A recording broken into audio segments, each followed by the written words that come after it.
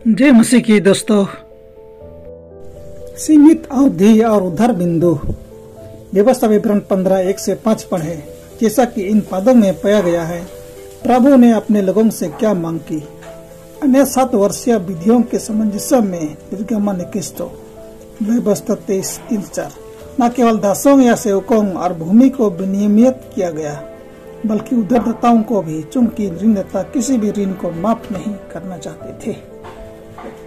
इसलिए कोई भी सबसे लंबे समय तक कर्ज में 7 साल हो सकता था। इन आयतों से हम और जो कुछ भी ले सकते हैं, वे दिखाते हैं कि प्रभु इस प्रकार के वित्तीय मुद्दों की परवाह करता है, खासकर जब इसका संबंध साथी इसराइलियों से होता है। ये पद यह भी दिखाते हैं कि प्रभु ने ऋण की वास्तविकता को स्वीकार किया, चाहे वह आमतौर पर कितना भी बुरा क्यों न हो। उन्होंने इस बात पर भी जोर दिया कि जितना हो सके इससे बचना चाहिए। आज इसके विपरीत दुनिया के कई हिस्सों में घर खरीदने के लिए 30 और 40 वर्षों से लिए ऋण समय सीमा है। आज इसके विपरीत दुनिया के कई हिस्सों में घर खरीदने के लिए 30 और 40 वर्षों के लिए ऋण समय सीमा है।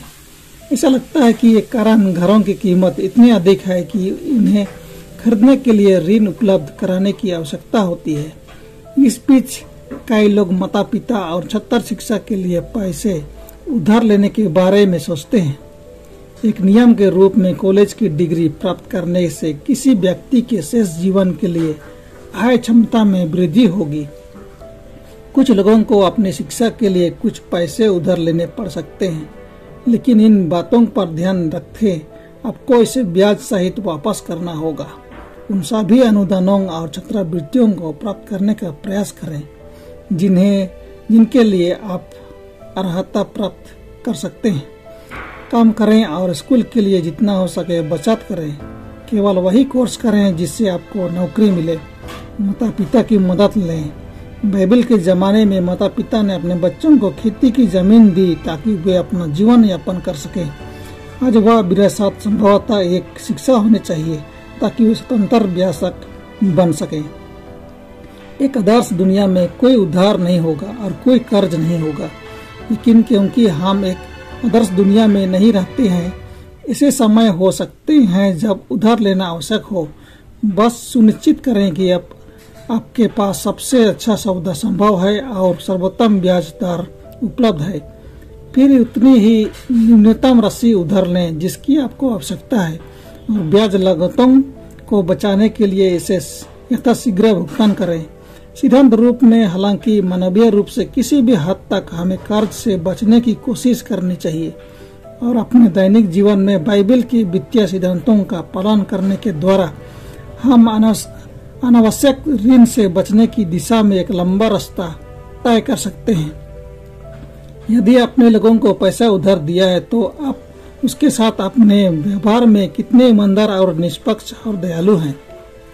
जब आपको उन व्यवहारों के लिए उत्तर देना होगा तो आप परमेश्वर के सामने कैसा व्यवहार करेंगे। देखिए सबदेशक 12:14। ऋण उन्मूलन की 3 चरणीय प्रक्रिया प्रस्ताव में एलन जी व्हाइट के लेखन के एक पृष्ठ पर पाई जाती है। बिंदुओं पर प्रकाश डालने पर बल दिया गया है। एक और कर्ज कभी नहीं लेने के लिए दृढ़ रहें। कर्ज में डूबने के बजाय अपने आप को 1000 चीजों से इनकार करें। कर्ज में डूबना या आपके जीवन का अभिशाप रहा है। चेचक की तरह इससे बचें। परमेश्वर के साथ एक गंभीर वाचा बनाएं कि उसके आशीर्वाद से आप अपने कर्ज का भुगतान करेंगे। और यदि आप दलिया और रोटी पर निर्भर रहते हैं तो किसी भी व्यक्ति को कुछ भी नहीं देना चाहिए। निराश ना हो या पीछे न हटे। अपने स्वाद से इनकार करें। भूख की भोग से इनकार करें। अपने पैसे बचाएं और अपने कर्ज का भुगतान करें। उन्हें जितनी जल्दी हो सके काम में लाएं। जब आप एक स्वतंत्र व्यक्ति के रूप में फिर से खड़े हो सकते हैं, किसी भी व्यक्ति के बिना कुछ भी नहीं, तो आपने एक बड़ी जीत हासिल की होगी। अगर आपको कर्ज मुक्त होने के लिए अतिरिक्त सहायता की आवश्यकता है तो इन बिंदुओं को आजमाएं। एक बजट स्थापित करें। 3 महीना की अवधि में अपने सभी आय और व्यय, खरीद या रिकॉर्ड रखकर एक साधारण बजट बनाएं। कई लोग यह जानकर हैरान हैं कि वे अनावश्यक वस्तुओं पर कितना पैसा खर्च करते हैं। क्रेडिट कार्ड नष्ट करें। क्रेडिट कार्ड पारिवारिक ऋणग्रस्तता के प्रमुख कारणों में से एक है।